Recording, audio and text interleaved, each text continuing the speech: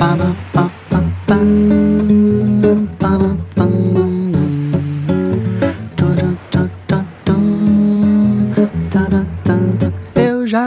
number one companion as a traveller, especially a solo traveller, is your trusty journal.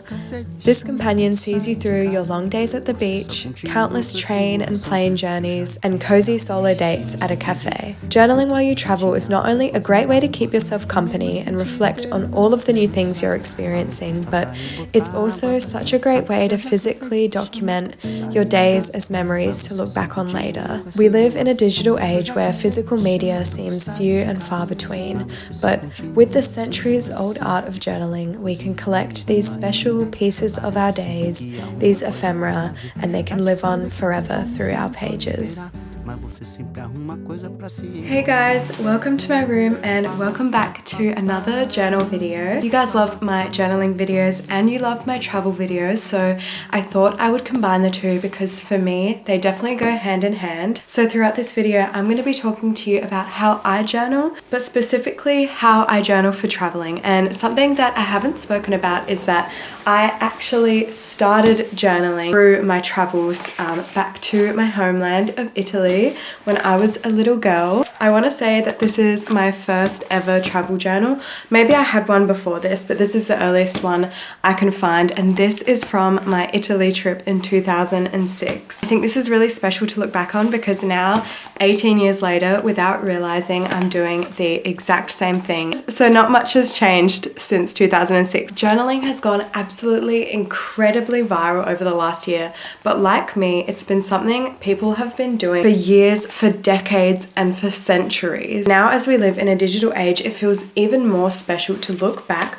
on these physical memories and these physical ephemera, like for example, this little gelato serviette. It feels so mind-blowing to look back on these seemingly like meaningless objects. Each little item, like these train and little pieces of my plane ticket, holds so many lost and forgotten memories. If I didn't have this writing and these pieces of memories, I don't know where all these stories would go. Obviously, it's been special for me to look back on these journals from when I was a little girl. Also, most recently, I've been journaling and documenting my trips to Italy as an adult. I know a lot of you ask me, what do I bring when I travel? How do I journal when I travel? How can I make a page like this that's so colorful and seemingly detailed when I'm on the go and I don't have many tools with me? I get it. It can be tricky, it can be overwhelming. So that's what I'm here to show you guys today. Let's get straight into my tools, what I'm bringing when I'm traveling to journal to create these kinds of spreads.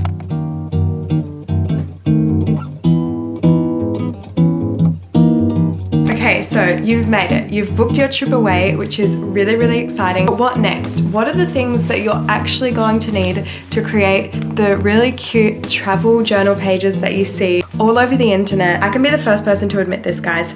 It is overwhelming. There is so much out there. But I find that when you're traveling, it's really good to keep your tools and materials condensed. I find that the less that you have to work with, the better. Not only are you able to get creative and work with just the materials that you've got. For example, I find it really helpful to work with a specific color scheme when you're traveling, but also it means you've got less to carry with you while you're on the go. So you're going to be more inclined to do it more. Because as we know, the number one tip to keeping a habit like journaling and travel journaling is consistency. You don't want to have a huge stack of things that you're going to be annoyed to have to take out every single time that you want to journal. First things first is obviously going to be the journal. Now, you guys know that I recommend my Leuchtturm or Leuchtturm 1917 A5 journals, but as you can see from my past travel journals, you can use basically any journal. The one thing I would recommend though is to buy a journal that has a pocket at the back to keep all of your like plane, train tickets,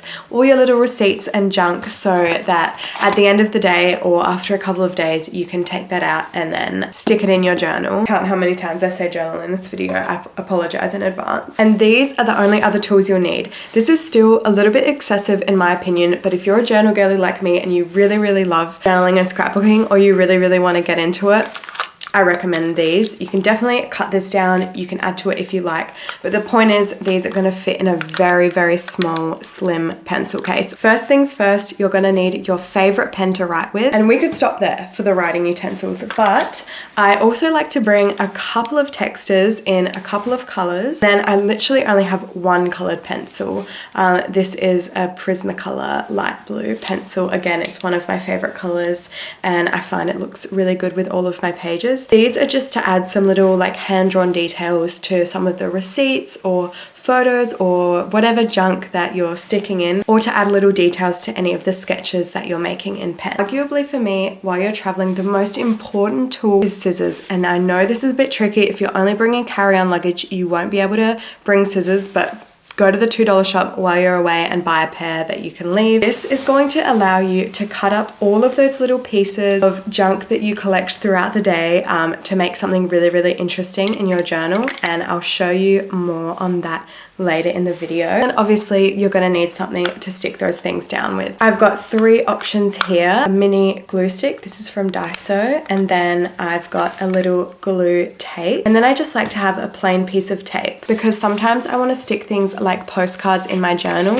but be able to flip them up. I can write on the back of them and still read the writing, so that's when the tape really comes in handy. Now if you want to get a little bit more advanced, maybe you're an artist, you're a painter, I definitely recommend a little pocket watercolor set. I didn't paint directly into my journal because the pages are too thin on this one, but I just stuck the watercolor paper in. So I had some really fun days at the beach using those watercolors. Last but not least, I just had to show you guys a little something that I picked up while I was away. If all of those things seem too big and overwhelming for you and you want to condense them down to the tiniest possible amount of space you could take up, make yourself a little mini journaling or scrapbooking pack. I picked this one up from Flying Tiger while I was away and I decorated it with my stickers. If you go follow Martina Calvi, the journaling queen of the internet, she does these little outwards tins that she redecorates and fills with cute things, and I think you could use that DIY for this idea. Inside of here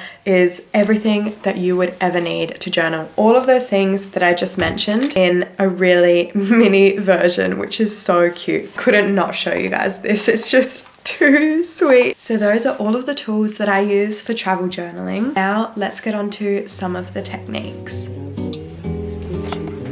Before I get into one of my favourite styles of travel journaling, I'm heading off on a trip to Sydney tomorrow and want to try something a bit different with my travel journal routine. Even though I've been journaling for so long, I can always learn and grow more, and it always feels good to challenge myself a little.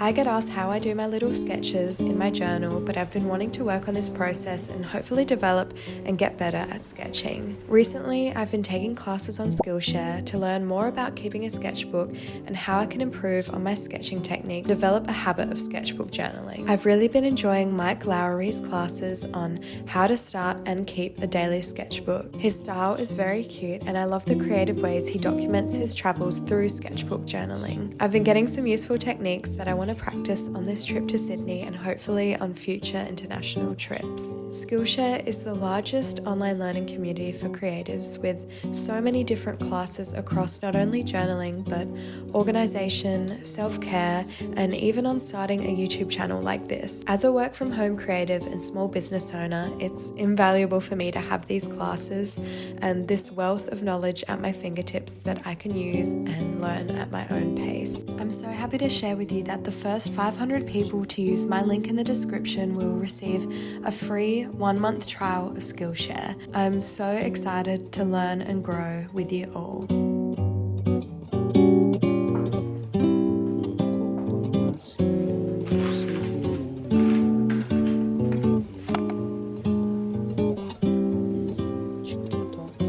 If you guys have been following me for a while over on here, but also over on my Instagram and TikTok, you may have remembered that I visited Japan earlier in the year, like I mentioned before. And while I was there, it was probably the first time in my adult life that I properly practiced the technique of junk journaling. We saw in the intro that when I was little and during my trips to Italy, I was obviously sticking in little receipts and tickets from my trips. This whole concept now has a name thanks to TikTok and social media. People call it junk journaling because it's about collecting the little scraps and pieces of junk, I guess, throughout your day and throughout your travels and sticking them into your journal to make something beautiful or not. I think it's really fun. I mean, don't get me wrong, there are some junk journal spreads that I'm like, okay, I think you've taken junk a step too far. I think when you're traveling, especially to a foreign country, some of the packaging can be really interesting, like Japan, for example. But yeah, this style of journaling is really, really perfect for when you're on the go because the only materials you need are the things that you're going to be collecting with you throughout your day. Speaking of Japan, I have my old Japan journal here. Obviously, you can see some of my old junk journal pages, which I'll insert here, which, I don't know, really, really fun to look back on. But I actually still have a ton of other things that I collected on my Japan trip, and I thought I could show you the type of things I collect. I mean, it's really up to you. I thought that we could do a little page together as if I was traveling, because I really don't want to throw these things away. I want to put them to use. I think this is really interesting. So this is how I sort of did it on my trip. So I have this little bag that I got from a purchase I made at the Miffy shop. And then as I went about my days collecting little bits, I would just stick them in here so they were all in one place, so they weren't just floating around, because it got a little bit too much to put in the back of my journal pocket. So I obviously have receipts, which I don't know why, but I just think receipts look so cool. Something about the layout of text and numbers, it just scratches an itch in my brain. I love it. And then I have packaging, as I mentioned to you guys. I have this little blind box packet, and this is my favorite chocolate. And what I like to do is take my scissors, because obviously you can't stick this huge bulky thing in your journal, and cut out the cutest parts of the packaging to stick them in. What else the scissors come in handy for is things like, say for example, this bag. I also had a huge bag from the Miffy store, and it was full of these like cute little prints. I just didn't want to let them go to waste, but the bag was huge. So I just got scissors and I cut up each of the cute little things that I've used to put in my journal, which I think is so smart because, like, how could I throw her away? She was just too cute. And I obviously have things like maps and little, I don't know, booklets and things. Nice to look back on, but for example, I really love the font and colors of this. You guys get the idea. So let's just get into it. I usually like to start out with a background of some sort, but first I'm going to pick like the color scheme for the spread, and I think I want to base it around some of these like Miffy things that I collected. So let's just lay a few things out and have a look at some of the other junk I collected and see if we can put something together. Pink and red always goes cute. I have this little Tower Records bag. I also have this scrap that I used as well to cut out little like shapes to fill in the blanks, like little stars or hearts,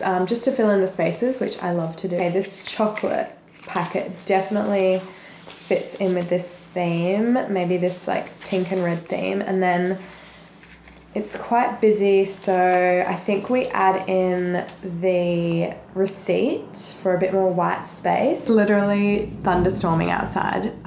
Sorry if you can hear that, but it makes a very cozy journal experience. Also, this might be a little bit less busy, but I don't think it goes. I think this is a good amount of stuff for one page. And then what I'm going to do is fill in the rest with like my pen and maybe a texter or something like that. I think honestly what I've put on the page like right here, this goes along with the little chocolate box. The clock is just cute.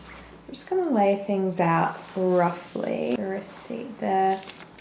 I'm not sure how that's looking. Maybe the receipt goes over on this side. It's all a bit of trial and error. Okay, I've just got this little scrap here that I'm going to put behind Miffy because she's getting a bit lost in that text. Okay, wow, you can really hear the thunder now. That is so spooky. Okay, what I'm going to do now is I'm going to cut out this bag and the box and then stick everything down. I'm going to use my trusty little glue tape. I think that's going to be perfect. And then I'll come back to you and we can fill in the rest with doodles. It literally is that quick. It all just comes together so quickly, and that's what I love about junk journaling.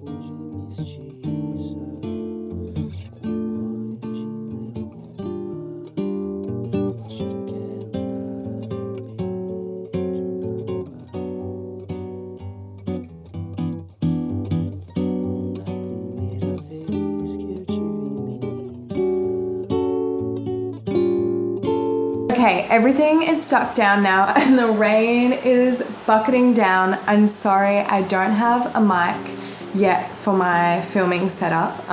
If you can recommend a good one, let me know. I think the color scheme works perfectly for this spread. And now I'm just gonna go in with a black pen and then a couple of textures. You guys that I like to stick to a color scheme when I'm traveling to make things easier. So say for example, I was doing this page, all I would need is one black pen and then I've got one pink texture and one like sort of reddy maroony pen. And I think all three of those are gonna work perfectly for this. Usually when it comes to a junk journal spread like this, I like to put in little tidbits about each thing I stuck down. If I know what the purchase was that the receipt comes from, you might like to draw a little thumbnail of that along the side, or you know, where you bought the chocolate, just little bits and pieces like that. So I'm gonna do that now. Deixa de preguiça, deixa o cobertor. Deixa que hoje eu vou ser o teu calor. Sei que tá friozinho, já sei como é. Sei que o nosso amor aquece quando quer.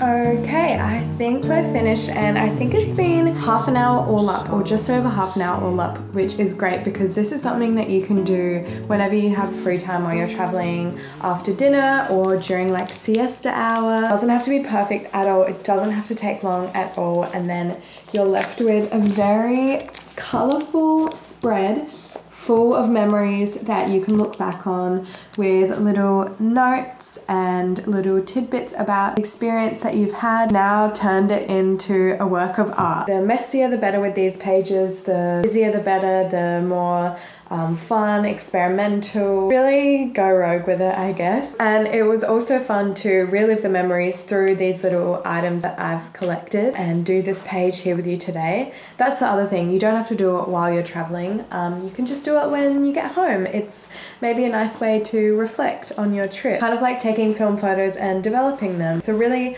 manual and physical way to relive your memories, which I think grounds them in your mind forever, or at least for a prolonged period of time, which is really, really nice. So that's my little junk journaling spread. Now I have to get ready to go on my trip to Sydney, so it's time to pack.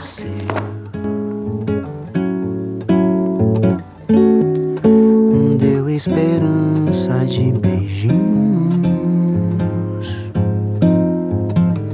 Não espere tanto, tanto tenho a dar. My little trip to Sydney was the perfect time to practice all of the things we learned throughout this video. And even though the only pen I brought ran out and I had to borrow one, I was still able to create some cute memories in my travel journal. If you're going on a trip, I definitely recommend having a dedicated journal. It's going to be your best friend.